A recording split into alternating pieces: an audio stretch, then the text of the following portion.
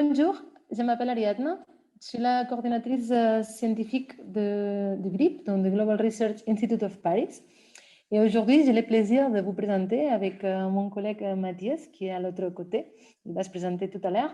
Le résultat de la cartographie sémantique pour le GRIP. Ça, c'est un travail qu'on a commencé le mois de mars 2020, qu'on a finalisé maintenant et qu'on est ravis de partager avec vous où on en est avec ces résultats. Here, I will be joining you today in English. I am actually based in Mexico, so my mother tongue is Spanish. But for you to be easy to understand and follow our ideas, I will be doing this in English. D'abord, pour comprendre dans quoi s'inscrit la cartographie sémantique, donc il faut se rapprocher de la science de la symptométrie. La symptométrie nous permet donc d'identifier ce qui se produit au niveau de la recherche scientifique et il nous permet d'étudier l'organisation de la science à partir des articles scientifiques en considérant que les articles scientifiques sont de bons indicateurs de cette production de recherche scientifique. La cartographie sémantique, donc, c'est un axe de travail dans cette symptométrie et le Cortex Manager est un outil qui nous permet d'identifier les articles scientifiques qui ont été publiés et d'analyser les relations entre eux, afin d'interpréter le comportement de cette production scientifique. La cartographie sémantique fonctionne à partir de l'identification de la répétition des mots ou de la co-occurrence afin d'organiser les thèmes et de visualiser les relations entre ces thèmes. Et la carte permet donc d'identifier la construction d'un champ de recherche et de le rendre visuel aussi. Les GRIP s'est proposé donc d'identifier la dynamique des champs scientifiques de la recherche globale en sciences humaines et sociales dans l'Université de Paris. Et il a établi une fourchette de 10 ans de temps. Donc, on a regardé la publication scientifique entre les années 2009 et 2020 afin de réaliser cette cartographie. Les GRIP, c'est une initiative qui a trois grosses particularités. Donc, il s'agit d'abord d'une initiative interdisciplinaire qui interroge la mondialisation ou globalisation à partir de trois axes de recherche et qui sont la citoyenneté globale, la circulation globale et les technologies logiques, marchandes et les vulnérabilités.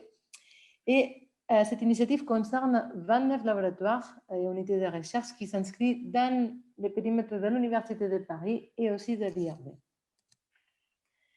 Les questions que les GRIP s'est posées pour définir et dessiner cette cartographie sont d'abord comment définir la recherche globale, ensuite comment les GRIP s'inscrivent dans ce champ de la recherche globale et comment se fait l'articulation thématique des unités de recherche avec les axes du GRIP.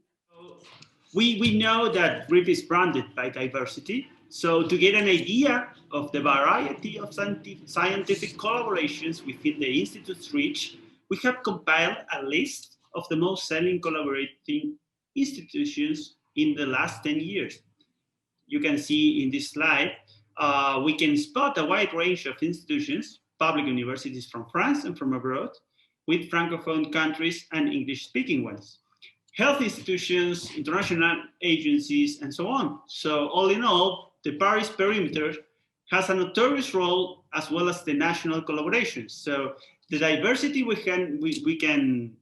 are trying to understand is pictured in this slide. So we have sought to bring the objectives of the GRIP into our methodological design. So how did we do this? First, it seemed quite clear that we needed to grasp a wide range of disciplines, sharing common interests and common objects. Second, we had to find out more about how this knowledge circulates and how it is located in the French social sciences landscape. Hence, we decided to take a look at two things. International production in France, but in English, and the Francophone production in French, with a special focus in Paris. And third, we had to find out a way to grasp this diversity we were talking about. So we took a focus on the labs and the strategic partners, but also we encourage participation from researchers. So in practical terms, this meant that we took a thematic approach towards research.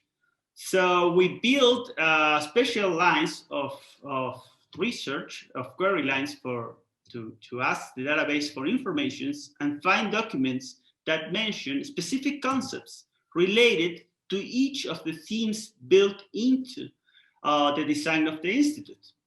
To study the difference in circulation trends, we analyzed documents from two different databases, Web of Science and the Social Science collection from HAL. Finally, we took our approach towards diversity was branded by trying to look at labs productions and open these channels for bottom-up participation. So let's take a look to what we found. Here, we can see a comparative look into the publication trends related to the specific interests of the Institute. In red, you will see the documents on these topics published in French. In purple, you will see those published in English. We found that each language has a different rhythm. Documents on these subjects are published earlier in French.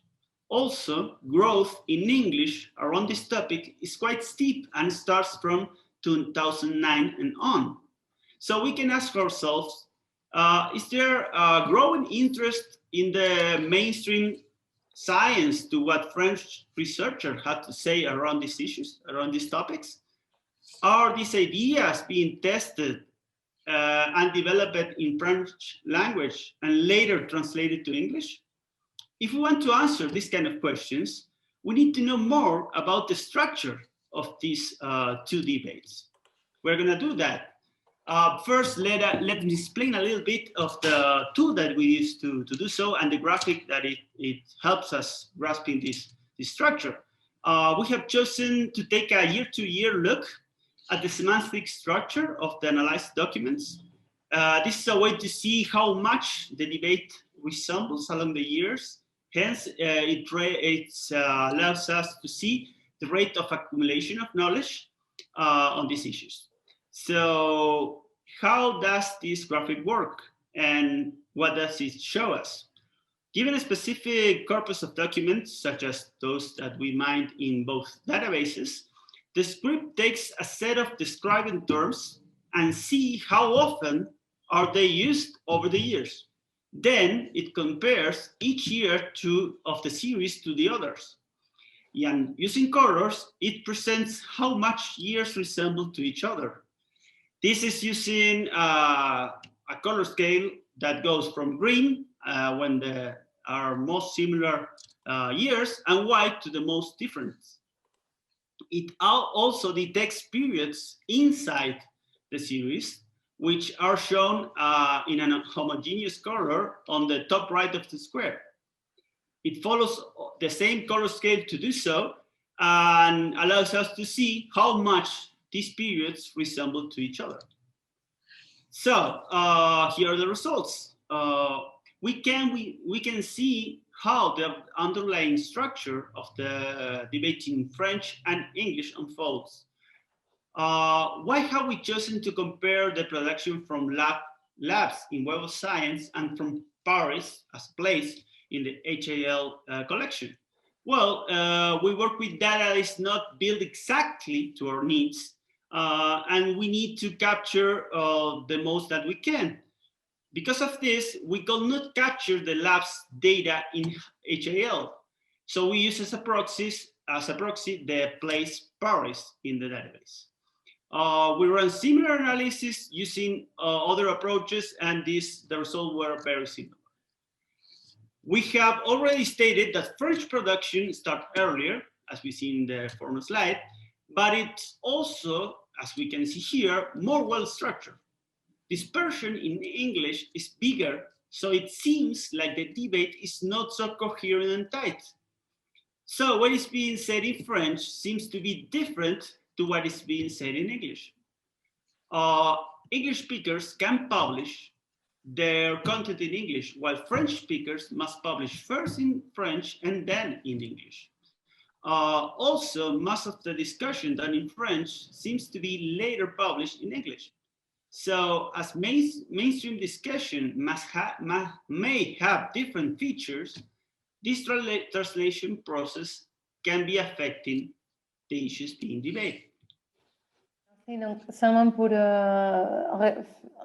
faire un résumé de cette interprétation de cette première partie des résultats, pour dire, donc, d'un côté, ce qu'on a observé, c'est qu'il y a un décalage entre la production publiée en français et en anglais, et ce décalage, c'est autour de 4-5 ans, où les labos qui sont liés au GRIP publient donc d'abord en français, et ça arrive vers 2005, et en anglais, ces mêmes labos vont publier en anglais vers 2009, donc c'est ce qui montre cette concordance de décalage observé. Et la structuration du champ de la recherche globale se situe pour les deux langues à l'entour de 2009. Ce qu'on a vu aussi avec les deux dernières graphes que Mathias nous a partagés. Voilà. Donc pour l'instant, ce sont un peu les résultats les premiers résultats. Et les questions que le GRIP s'est posées à continuation, c'était d'un côté, quel contenu dans la production des labos du GRIP existe, donc quelle structuration sémantique existe. De l'autre côté, la production est-elle homogène dans les temps ou pas? Et quelle est la relation entre les laboratoires et les différentes thématiques du GRIP?